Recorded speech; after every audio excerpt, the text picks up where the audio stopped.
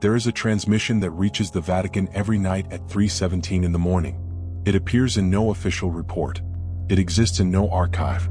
And those who have tried to investigate it? Well, let's say their careers met abrupt ends. I am Father Graves, keeper of secrets that should have died with me, and today I will tell you about the alien signal that the Vatican refuses to admit exists. A discovery that began as a whisper from the frequencies of space and became the most terrifying threat our faith has ever faced. Prepare yourself to learn the truth behind the hidden antennas beneath St. Peter's Basilica, the scientists who vanished without a trace, and the apocalyptic protocol known only as Operation Eternal Silence. Subscribe now to follow every dark mystery I reveal from the depths of the Vatican. The first time I heard about the signal was on a winter night in 1977, when I was still a young seminarian working in the Vatican's secret archives. My function was to catalog ancient documents, a monotonous task that kept me awake during the quietest hours of the Holy City. It was during one of those nights that I encountered Monsignor Toretti in the underground corridors, carrying a folder marked with symbols I had never seen before. Toretti was known for his absolute discretion. A small man with thick glasses and perpetually trembling hands, he supervised what they called the special section of the archives. Nobody knew exactly what that meant, but there were rumors. There are always rumors in the Vatican. That night, however, something was different. Toretti looked haunted, as if he had seen something that shouldn't exist. "Father Graves?" he murmured upon seeing me, his voice barely above a whisper. "Do you have family? Someone who would care if you simply disappeared?" The question chilled my blood. It was as if he was testing my loyalty not just to the church, but to life itself. I answered that I didn't, that I had dedicated my existence entirely to serving God. Toretti nodded slowly and gestured for me to follow him. We descended stairs I didn't know existed, crossed corridors that appeared on no map. The air grew colder with each step, and I could swear I heard a distant humming, as if we were approaching some kind of machinery. The walls down here were older than anything I had seen in the Vatican, made of stones that seemed to predate Christianity itself. Ancient symbols were carved into the rock, symbols that made my skin crawl despite my inability to understand their meaning. Finally, we arrived at a reinforced metal door, guarded by two men who were clearly not members of the clergy. Their eyes held the cold professionalism of soldiers, and I noticed the subtle bulges beneath their jackets that suggested concealed weapons. This was no ordinary Vatican security. "From this moment," Toretti said, placing his thin hand on my shoulder, "you will see things that will test your faith in ways you cannot imagine. What I'm about to show you has been the Vatican's most closely guarded secret for over a decade. Are you prepared to carry this burden?" I nodded, though every instinct told me to turn and run. The guard stepped aside, and Toretti opened the door with a key that looked more like an ancient relic than a modern instrument. What I saw beyond that threshold would haunt me for the rest of my days. The room was vast, much larger than should have been possible given the Vatican's layout above. It was filled with electronic equipment that seemed decades ahead of anything I had seen. Screens flickered with incomprehensible data, and dozens of cables snaked across the floor like technological serpents. But what dominated the space was a massive radio telescope, its dish pointed upward through what appeared to be a carefully concealed opening in the Vatican's foundation. The walls were lined with maps of the night sky, covered in red pins and mathematical equations. Charts showed radio frequencies, wave patterns, and what appeared to be linguistic analyses. But most disturbing were the photographs. Dozens of them showing strange lights in the sky, unusual cloud formations, and objects that defied conventional explanation. Each photograph was stamped with dates going back decades. "We call it the ear of God," Toretti explained, his voice heavy with irony, "though I'm beginning to suspect it's listening to something far more sinister than divine messages." At the center of all this equipment sat a man I would later know as Dr. Alessandro Marconi, though that wasn't his real name. Nothing about him was real, as I would discover. He was hunched over a console, wearing headphones and scribbling notes with an urgency that bordered on desperation. His hair was unkempt, his clothes wrinkled, and his eyes held the wild intensity of someone who hadn't slept properly in weeks. When he saw us enter, he looked up with eyes that held the same haunted expression as Toretti's. "It's getting stronger," Marconi said without preamble, his voice hoarse from exhaustion. "The signal is definitely not terrestrial. The mathematical patterns are too complex, too purposeful. And Father," he addressed Toretti directly, "it's responding to our attempts to decode it." Those words hit the room like a physical blow. Responding. That implied intelligence. That implied intention. That implied we were not alone in the universe, and whatever was out there had taken notice of our little planet. Toretti gestured for me to approach the console. "Listen," he commanded, handing me a pair of headphones. "But be warned. Once you hear it, you can never unhear it. The signal becomes part of you, haunting your dreams and waking thoughts alike." I put on the headphones with trembling hands. At first, there was only static, the familiar white noise of empty space. But then, gradually, I began to hear it. It wasn't like anything I had ever experienced. It wasn't quite music, yet it had rhythm. It wasn't quite speech, yet it carried meaning. It was as if the very fabric of reality was trying to communicate, using frequencies that bypassed the ears and spoke directly to the soul. The signal pulsed in complex patterns, rising and falling like the breathing of some cosmic entity. Within those pulses, I could swear I heard something that sounded almost like prayer. But not any prayer I recognized. Not any language spoken on Earth. It was as if some distant civilization was reaching across the void, calling out to whatever gods they worshipped in the darkness between stars. But there was something else buried in the transmission, something that made my skin crawl. Beneath the apparent beauty of the signal was an undercurrent of something dark, something predatory. It was like listening to a lullaby and slowly realizing that the gentle melody was actually describing acts of unspeakable horror. "How long have you been receiving this?" I asked, my voice barely steady. 14 months, Marconi replied, checking a logbook filled with meticulous entries. "It started as random bursts, maybe once or twice a week. But it's been increasing in frequency and complexity. Now it arrives every night at exactly 3:17 a.m. Rome time. The precision is unnatural. And lately..." He paused, his fingers drumming nervously on the console. "Lately it seems to be teaching us."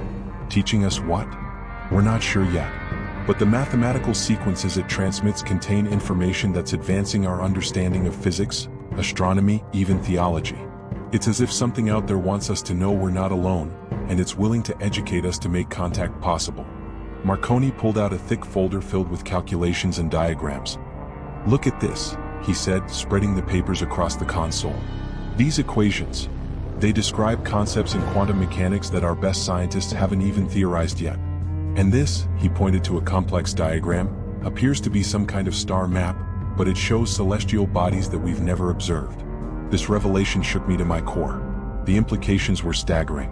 If humanity wasn't alone, if there were other intelligent beings in the universe, what did that mean for our faith? For our understanding of God's creation? For our very place in the cosmic order? Why hasn't this been made public? I asked, though I suspected I already knew the answer. Toretti's laugh was bitter, echoing strangely in the vast chamber. "Can you imagine the chaos? The panic? The complete collapse of established religion? We are the guardians of faith, Father Graves. Sometimes that means protecting people from truths they're not ready to hear." He gestured to the photographs on the walls. "This isn't the first time we've encountered evidence of otherworldly intelligence. The Church has been documenting such phenomena for centuries. Strange lights during the Crusades. Unexplained visitors during the Renaissance. Objects in the sky that defied explanation during both World Wars. But this signal, this is different. This is direct communication." Over the following months, I became a regular visitor to that hidden chamber. I helped decode the transmissions, catalog the patterns, and slowly piece together what seemed to be a cosmic puzzle. The signal wasn't random at all. It was structured, purposeful, educational. Whatever was sending it wanted us to understand, to learn, to grow. But as the signal grew stronger, so did my unease. There was something else buried in those transmissions, something that Marconi and his team either hadn't noticed or were deliberately ignoring. Between the mathematical sequences and the educational content, there were other patterns. Darker patterns. Patterns that seemed to carry warnings rather than welcome. During my third month in the chamber, I began to notice correlations between the signal's intensity and events occurring around the world. On nights when the transmission was particularly strong, newspapers would report unusual phenomena. Mass bird deaths. Unexplained power outages. People claiming to have experienced shared nightmares. The signal wasn't just communicating with us. It was affecting us. I brought my concerns to Toretti, but he dismissed them as coincidence. "The human mind is designed to find patterns even where none exist," he said. But I could see doubt in his eyes. He had noticed the correlations too, but acknowledging them would mean admitting that the signal might be more than just communication. It might be influence.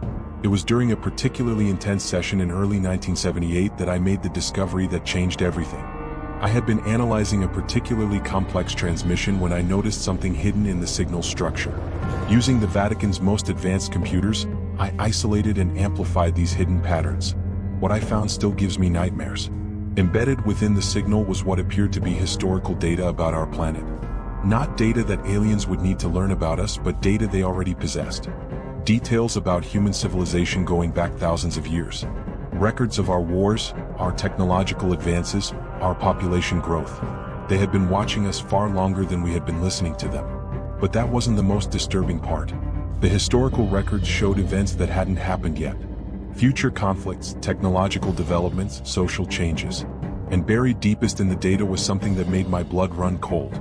A countdown. The countdown was embedded so deeply in the signal that it took me weeks to extract it completely. When I finally succeeded, I discovered it was marking time until something the aliens called the Convergence. According to their data, this event would occur in exactly 47 years from the first signal reception. The year 2024. But the countdown wasn't just marking time. It was marking progress. Each transmission included updates on humanity's development, assessments of our technological capabilities, and what appeared to be preparation protocols. We weren't being educated out of benevolence. We were being prepared for something. I brought my findings to Toretti immediately. His reaction was more extreme than I had expected. Instead of scholarly interest or even concern, he showed something approaching terror. "You must never speak of this to anyone," he commanded, his hands shaking more violently than usual. "What you've discovered, if it's true, it changes everything. Everything we thought we knew about our place in the universe, about God's plan, about the very nature of reality itself." "But we have to investigate further," I protested. "If there's a countdown to some kind of event, don't we have a responsibility to understand what it means? To prepare?" Toretti was quiet for a long moment, staring at the data I had presented. His face had gone pale, and I could see sweat beading on his forehead despite the chamber's cool temperature. Finally, he spoke in a voice that carried decades of weariness. "Father Graves, there are some truths that are too dangerous to pursue. Some knowledge that would destroy us simply by knowing it. What if this countdown isn't marking the arrival of benevolent teachers? What if it's marking something else entirely?" His words hung in the air like a curse. I had been so focused on the wonder of alien contact that I hadn't considered the darker possibilities. What if the signal wasn't an invitation but a notification? What if we weren't being educated but cataloged? What if the countdown wasn't marking a beginning but an ending? That night, I returned to the chamber alone. The guards had become accustomed to my presence and barely glanced up as I passed. I needed to understand more, to dig deeper into the signal's hidden layers. What I discovered in those dark hours would haunt me for the rest of my life. The signal contained not just data about our past and future, but detailed information about human physiology, psychology, and behavior. It was as if someone was compiling a comprehensive manual about our species. The mathematical sequences that had seemed so educational weren't teaching us about the universe. They were teaching us about ourselves, cataloging our capabilities and limitations with clinical precision. Most disturbing of all, buried in the deepest layers of the transmission, I found what appeared to be architectural plans. Not for any human structure, but for something vast and complex that seemed designed to harvest.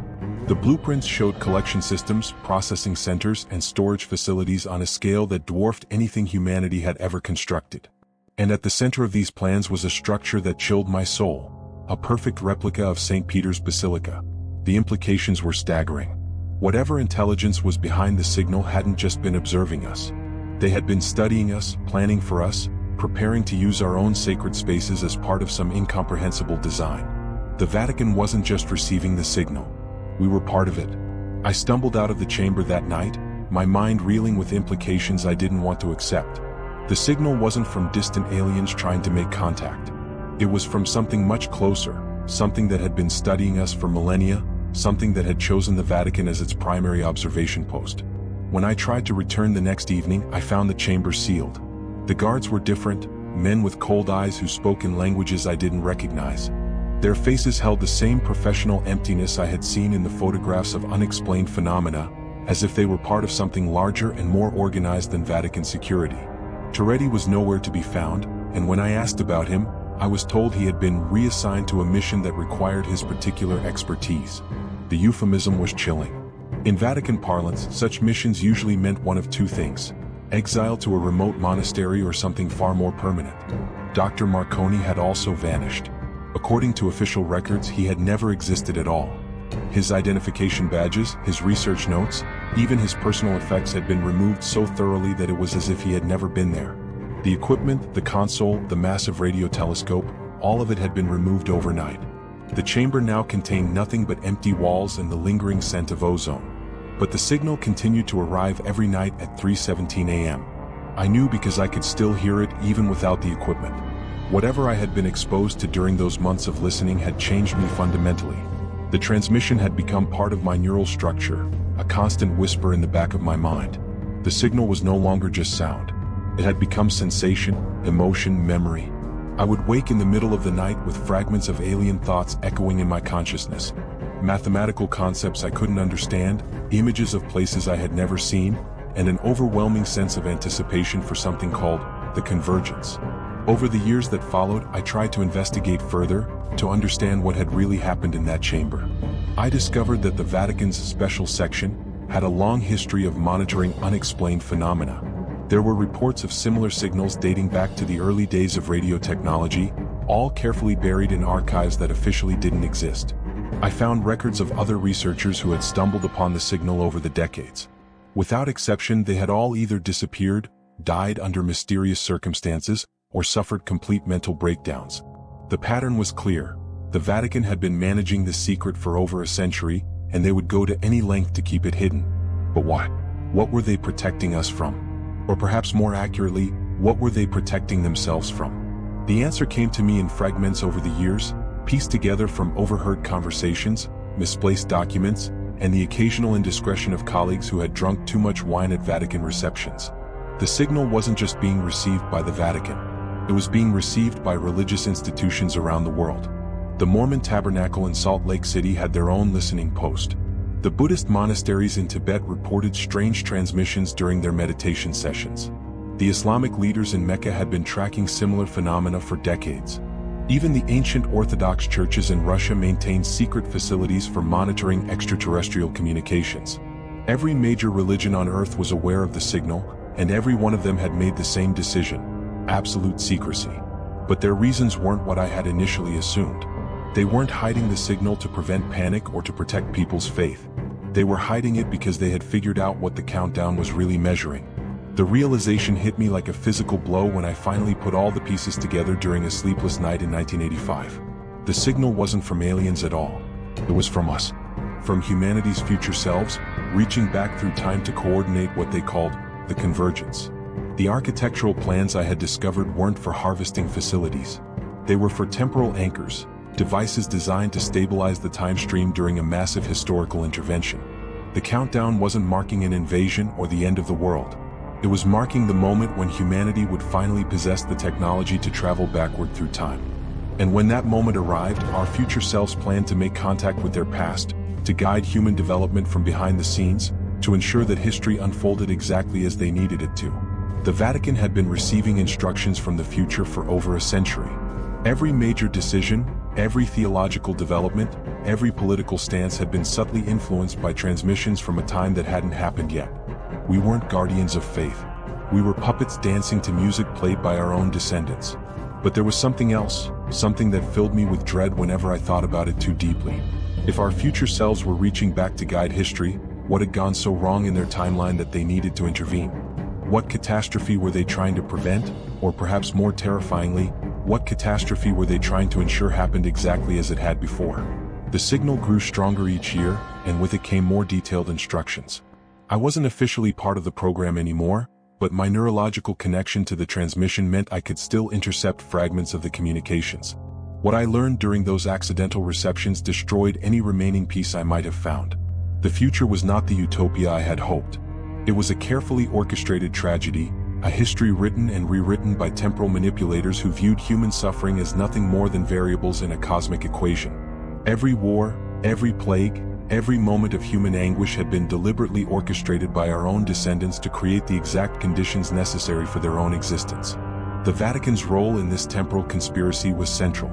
We were the keepers of the signal, the ones who received and implemented the instructions from the future.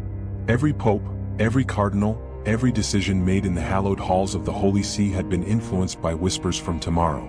We thought we were serving God, but we were actually serving our own future selves, trapped in an endless loop of cause and effect. As the countdown approached its final years, the transmissions became more frequent and more detailed. I learned about Operation Eternal Silence, the Vatican's plan to prevent anyone from discovering the truth about the signal. Scientists who got too close to the transmission were discredited or eliminated. Researchers who began to decode the patterns were transferred to remote locations where their work could be better controlled. Anyone who threatened to expose the conspiracy simply vanished. The operation had been running for decades, managed by a secret council that included representatives from every major world religion. They called themselves the Temporal Concordat, and their mission was to ensure that the timeline remained stable until the convergence could occur. They had unlimited resources, government connections, and the absolute conviction that they were saving humanity by enslaving it. I should have been eliminated years ago, but my unique neurological connection to the signal made me too valuable to dispose of. They kept me alive but isolated, using me as a living decoder to interpret transmissions that their equipment couldn't fully process.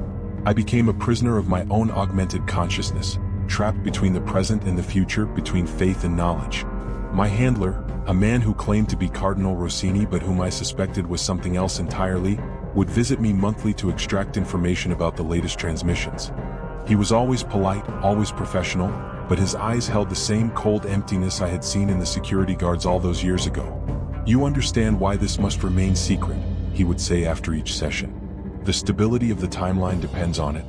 The future of humanity depends on it." But what future? A future where free will was an illusion? Where every choice was predetermined by temporal manipulators? Where human suffering was calculated and distributed to maintain cosmic balance? The years passed, and the countdown continued its inexorable march toward zero. I watched the world change in ways both subtle and dramatic, always wondering which events were natural and which were orchestrated from the future. The rise and fall of political leaders, the timing of technological breakthroughs, the outbreak of conflicts and the negotiation of peace treaties. All of it following a script written by our own descendants. In 2001, I intercepted a transmission that finally revealed the true scope of the temporal manipulation. The attacks in New York and Washington weren't just terrorist acts. They were precisely timed events designed to accelerate certain technological developments while slowing others. The future had calculated that these specific tragedies would create the exact emotional and political climate necessary for the next phase of their plan. Knowing this nearly drove me to madness. How many other tragedies were scripted from the future? How many lives lost to maintain temporal stability? How many dreams destroyed to ensure that history unfolded according to plan? But I couldn't act on this knowledge. My neurological connection to the signal meant that any attempt to interfere would be detected immediately. The future was literally inside my head, monitoring my thoughts, ensuring my compliance. I was a prisoner of tomorrow, watching helplessly as the world danced to music I could hear but couldn't stop. As we approached the final years before the convergence, the transmissions became more intense. I began experiencing what the handlers called temporal bleed, moments where my consciousness would slip forward in time and witness events that hadn't happened yet. I saw the moment of the convergence itself, and what I witnessed filled me with horror. The future humans who emerged weren't the evolved, enlightened beings I had imagined. They were cold, calculating entities who viewed the past as nothing more than a resource to be managed. They had sacrificed their humanity in pursuit of temporal control, becoming something that was barely recognizable as human. They arrived not as saviors but as conquerors, ready to claim dominion over the timeline they had so carefully crafted. Every religion, every government, every institution had been prepared to serve their interests. The Vatican would become their primary administrative center, the Pope nothing more than a ceremonial figurehead in their temporal empire. But now, as I record this confession in the final days before the convergence, I realize I have one last choice to make.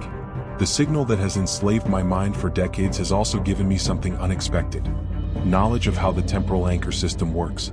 I understand the frequencies, the quantum mechanics, the precise calculations needed to disrupt their carefully constructed timeline. I can continue to serve as a silent tool of temporal manipulation, helping to maintain the loop that has enslaved humanity for generations. Or I can break my vows, violate every oath I've taken, and reveal the truth to a world that desperately needs to know what's coming. The signal arrives tonight at 3:17 a.m. as it has for decades. But this time will be different. This time, instead of receiving instructions from our future masters, I will be broadcasting my own message into the temporal stream. A message of warning, of resistance, of hope that somewhere in the labyrinth of cause and effect, humanity can find a path to true freedom. The Vatican will try to stop me, of course. Operation Eternal Silence has protocols for dealing with defectors like me. Cardinal Rossini and his agents are probably monitoring this recording even as I speak. But I'm not just any defector. I'm neurologically linked to the system they depend on. Eliminating me might disrupt the signal entirely, creating a temporal paradox that could unravel their carefully constructed timeline. Or it might simply ensure that everything happens exactly as it was always meant to happen. In a universe where the future controls the past, free will becomes nothing more than an illusion, a story we tell ourselves to make sense of our predetermined existence. As I prepare for tonight's transmission, I find myself wondering about the nature of faith in a world where tomorrow has already been written. If our future selves are the architects of history, what does that make them? Gods? Demons? Or simply prisoners of their own temporal prison, as trapped by the loops they've created as we are? The truth is, I don't know what will happen when I break the signal tonight. I don't know if my rebellion will change anything or if it's simply another predetermined event in a script written by temporal manipulators. But I know I have to try. Even if free will is an illusion, even if my choices are nothing more than echoes of decisions made in tomorrow's yesterday, I have to believe that somewhere in the chaos of cause and effect, truth still matters. The countdown reaches 0 in 3 months. The convergence is almost upon us. And when our future selves finally step out of the shadows to claim their dominion over the past, humanity will learn that we have been slaves to our own descendants for longer than we ever imagined. But tonight, for one brief moment, I will be free. Free to speak the truth, free to warn the world, free to throw a stone into the temporal stream and watch the ripples spread backward and forward through time. Whether those ripples will save us or damn us, I cannot say. But at least they will be real. The signal is starting. I can feel it building in my skull like a storm of electric whispers. Our future masters are calling, ready to deliver another set of instructions to their past puppets. But tonight, Father Graves is going to talk back. And God help us all when the future finally hears what the past has to say about their plans for tomorrow. If you found yourself trapped in this dark mystery, subscribe now to the channel for more secrets that Father Graves dares to reveal. Comment below. What do you think is the most terrifying secret the Vatican still guards? Share your theory so we can investigate in the next video.